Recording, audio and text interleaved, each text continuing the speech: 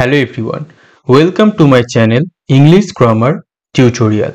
আজকে আমরা যে টপিকটা সলভ করব সেটা হচ্ছে একটা প্রেসিস যেটা ডাব্লিউবিপি এসআই মেন পরীক্ষায় 2022 সালে এসেছিল। তোমরা সবাই জানো পিএসসি ক্লার্কশিপের পার্ট 2 পরীক্ষা, যেখানে ইংরেজিতে 30 নম্বর রয়েছে এবং টোটাল যেখানে 100 নম্বর রয়েছে 1 ঘন্টায় 6টা টপিক লিখতে হবে। এবং তোমাদেরকে আমি একটা জিনিস বলে রাখি যে তোমরা কোনটা কি নিয়মে লিখতে হয় সেটা যখন একবার করে জেনে গেছো, এরপরে কিন্তু বারবার ওই কি নিয়ম কিভাবে লিখতে হয় এইটাকে না ঘেঁটে তোমরা চেষ্টা করো টপিকগুলোকে কত তাড়াতাড়ি তোমরা ভালোভাবে সলভ করতে পারছো। কারণ তুমি যতই নিয়ম শিখে নাও না কেন, যতক্ষণ না তুমি টপিক সলভ করতে আরম্ভ করবে ততক্ষণ পর্যন্ত কিন্তু তোমার ইমপ্রুভমেন্টও হবে না, তোমার যে টাইম ম্যানেজমেন্ট সেটাও কমবে না। তাই এরপর থেকে আমি তোমাদের প্রত্যেকটা একটা করে যেগুলো প্রিভিয়াস ইয়ার্সে এসছে, ওই যেগুলো বইয়েতে টপিক থাকে উত্তর দেওয়া থাকে ওই রকম টপিক আমি তোমাদের করাবো না। যেগুলো প্রিভিয়াস ইয়ারে এসছে বিভিন্ন পরীক্ষায় সেইগুলো থেকেই আমি তোমাদের ট্রান্সলেশন হোক বা তোমাদের প্রেসিস হোক বা রিপোর্ট হোক ওগুলোকে আমি সলভ করে করে দেখাবো, যাতে তোমাদের একটা আইডিয়াস ক্লিয়ার হয়।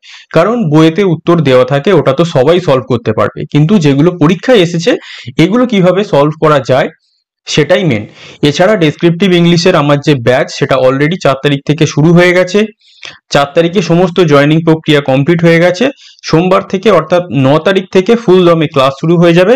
তোমরা যারা মনে করছো যে ওই ব্যাচে অ্যাডমিশন নেওয়া প্রয়োজন আছে, যারা নতুন ভিডিও দেখছো জয়েন করোনি, তারা এই যে ডেসক্রিপশন দেওয়া আছে এটা দেখে আমাকে হোয়াটসঅ্যাপ করবে, সমস্ত ডিটেলস আমি পাঠিয়ে দেবো, তোমরা সেখানে ব্যাচে জয়েন করে যাবে।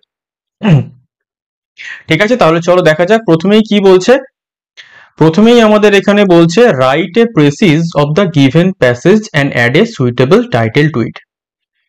আমাদের প্রেসিস শিখতে গেলে খুব একটা কি নিয়ম জানতে হবে? এই টাইটেলের মধ্যেই নিয়ম জানা আছে।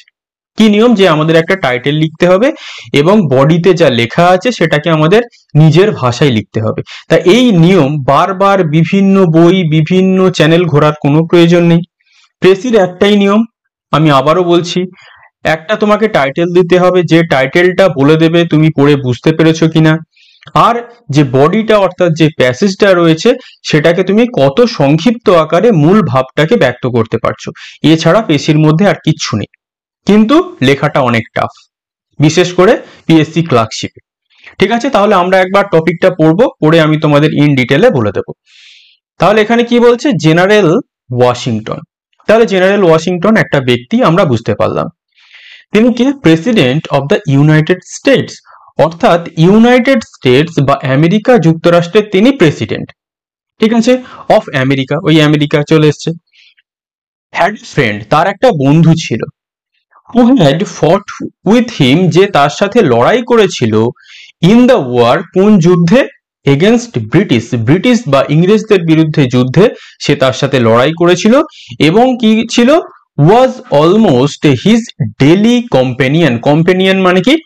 একদম ছায়া সঙ্গী বলতে পারি আমরা। তার প্রত্যেক দিনের সে ছায়া সঙ্গী ছিল যখন ওই ব্রিটিশদের সঙ্গে যুদ্ধটা হচ্ছিল। এই লুক্রেটিভ অফিস, একটা লাভজনক অফিস, যেখানে প্রেসিডেন্ট বসছে ওটা একটা লাভজনক অফিস আমরা বলতেই পারি।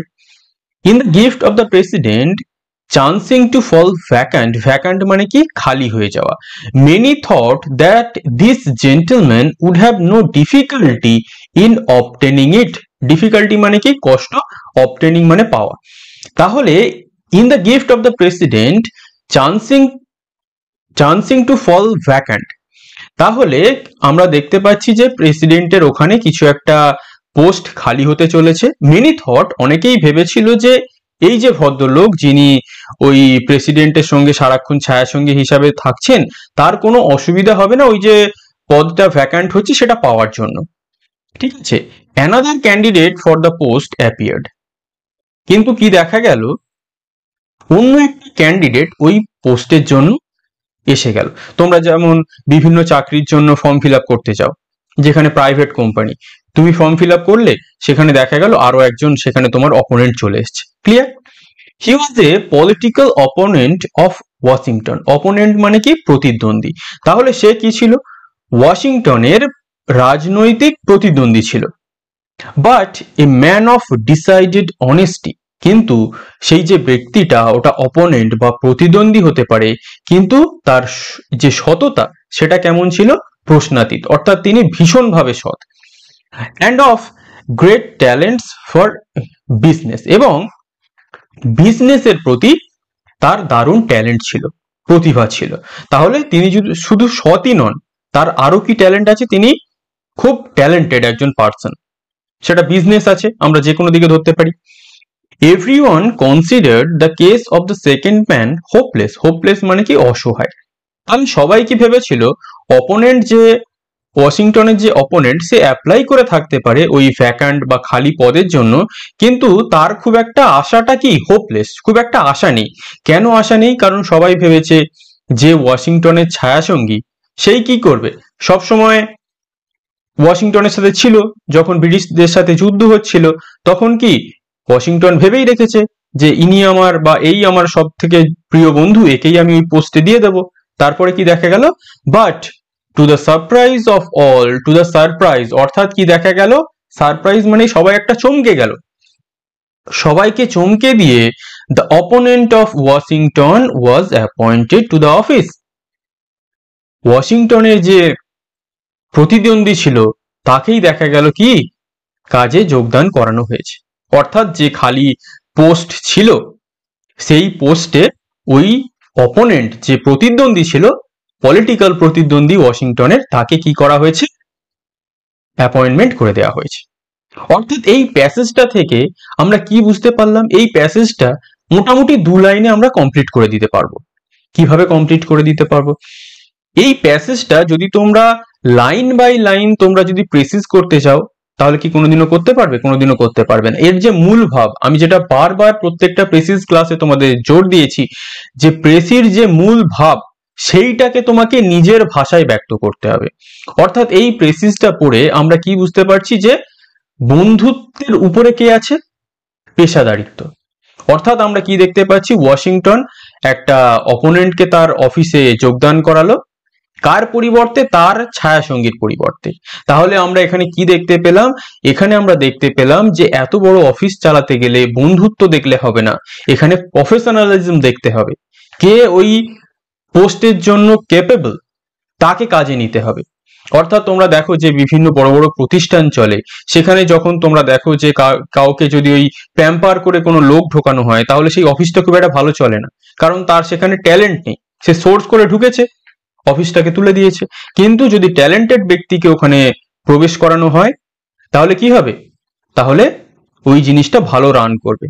যেমন তোমরা দেখো টাটা এত বড় কোম্পানি, সেখানে কি ওদের বংশ পরম্পরায় দাদু নাতি কাকা এরা বসে? বসে না, তারা কিন্তু প্রফেশনাল দিয়ে রান করা হয়। গুগল এত বড় কোম্পানি, আমেরিকার কোম্পানি, কে রান করে? সুন্দর পিচাই। তাহলে সেখানে কি তার বাবা কাকা বন্ধু এদের দিয়ে রান করলে কোনো জিনিস চলতে পারে না। তাহলে কি আমরা বুঝতে পারলাম যে এখানে আমরা কি টাইটেল দিতে পারি? দেখো আমরা একদম ছোট্ট ছোট্ট করে ভাঙবো। আমরা কি বলতে পারি? প্রফেশনালিজম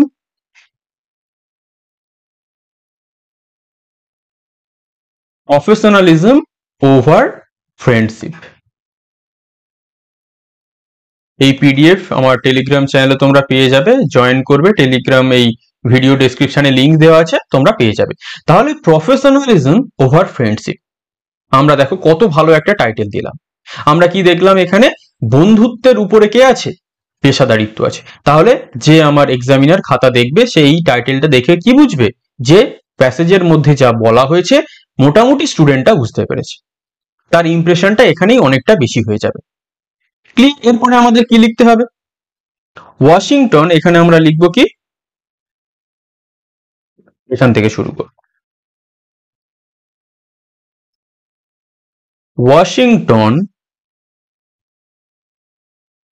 appointed his opponent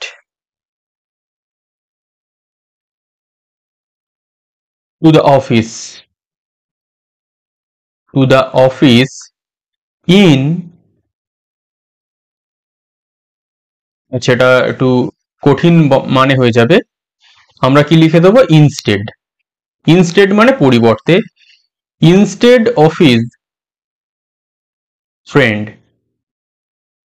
তাহলে আমরা এখানে প্রথম লাইনেই কি লিখলাম, Washington appointed his opponent instead of his friend, instead of his, Washington appointed his opponent to the office, Washington কি করেছিল, তার অপোনেন্টকে অফিসে জয়েন করিয়েছিল, ইনস্টেড অফ হিজ ফ্রেন্ড, তার বন্ধুর পরিবর্তে, কারণ কি ছিল, because he was a man of trust, because he was a man of trust and he was a skilled, এত বড় আমরা করব না, এটাকে ছোট করে দেবো, because he was a man of trust and talent। তাহলে প্রেসিটার আমরা 1/3 করতে অনেকটা সুবিধা হবে, because he was a man of trust and talent। তাহলে দেখো প্রথম লাইনেই আমরা পুরো যে প্রেসির বিষয়বস্তু সেটাকে কিন্তু তুলে ধরতে সক্ষম হয়েছি। এরকম ভাবে Washington appointed his opponent to the office, appointment করে দিয়েছিল অফিসে, কার পরিবর্তে, ইনস্টেড অফ হিজ ফ্রেন্ড, তার বন্ধুর পরিবর্তে, because he was a man of trust and talent. কেন, কারণ যে ব্যক্তিকে তিনি অ্যাপয়েন্ট করেছেন তিনি কি ছিলেন, বিশ্বস্ত এবং ট্যালেন্টেড ছিলেন। তাহলে এখানে এই লাইনটার পরে আমরা কি লিখতে পারি, এই লাইনটার পরে আমরা লিখতে পারি he preferred professionalism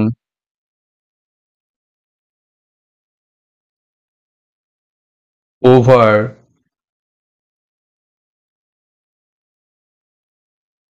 friendship to smoothly run the country। কত সুন্দর আমরা দুটো লাইনের মাধ্যমে পুরো প্রেসির যে মূল বিষয়বস্তু সেটাকে তুলে ধরেছি। তাহলে হি প্রেফার্ড প্রফেশনালিজম ওভার ফ্রেন্ডশিপ, সে বন্ধুত্বের পরিবর্তে পেশাদারিত্বকে বেশি জোর দিয়েছিল, to smoothly run the country, দেশটাকে স্মুথলি রান করার জন্য। কারণ তার বন্ধু হয়তো তার যে যখন তার সমস্যা ছিল তার পাশে ছিল, কিন্তু দেশকে রান করার জন্য তার বন্ধু হয়তো অতটা ক্যাপেবল ছিল না, সেটা ওয়াশিংটন বুঝতে পেরেছিল। সেই জন্যই অপোনেন্ট হওয়ার সত্ত্বেও একজন স্কিল্ড এবং যে একজন বিশ্বাসযোগ্য ব্যক্তিকে তিনি ওই অফিসে জয়েন করিয়েছিলেন। তাহলে কত সুন্দরভাবে দু লাইনের মাধ্যমে আমরা প্রেসিসটাকে করতে পারলাম। এটা কিন্তু তোমরা একদিনে পারবে না। তোমাদের মনে হলো আমি করলাম, সলভ করলাম, এটা খুব ইজি, কিন্তু এটা খুব ইজি না, এতটাও ইজি প্রেসিস নয়। তাহলে প্রেসিকে সলভ করতে হলে নিয়ম মুখস্থ করা বন্ধ করতে হবে, প্রেসি সলভ করা শুরু করতে হবে। প্রত্যেকদিন আমি প্রেসির নিয়ম খুলে বসলাম সকালবেলা করে এবং একদিনও আমি প্রেসি সলভ করলাম না, তাহলে পরীক্ষা হলে গিয়ে 10 মিনিট কেন, তোমাকে 1 ঘন্টা দিলেও তুমি প্রেসি সলভ করতে পারবে না। তাই মেন যেটা আজ থেকে শুরু করবে, প্রেসির নিয়ম গুলে খেয়ে ফেলেছো আমি জানি, সেটাকে বাদ দাও, এবার প্রেসি সলভ করা শুরু করো। এবং যদি মনে হয় তোমাদের প্রিপারেশনটাকে তোমরা ডেসক্রিপটিভ ইংলিশে আরো স্ট্রং করবে, তাহলে আমার যে ব্যাচ সেটা অলরেডি 4 তারিখে সমস্ত জয়েনিং হয়ে গেছে, 9 তারিখ থেকে ফুল ফ্লেজেড ক্লাস শুরু হবে, তুমি জয়েন করে যেতে পারো, ওখানে আমি জয়েন করিয়ে দেবো। ক্লিয়ার? তাহলে আজ এই পর্যন্তই, পরে আবার এরকম কিছু সলিউশন আমি ক্লাস নিয়ে আসবো যেগুলো প্রিভিয়াস ইয়ার বিভিন্ন পরীক্ষায় এসছে। Thank you for watching.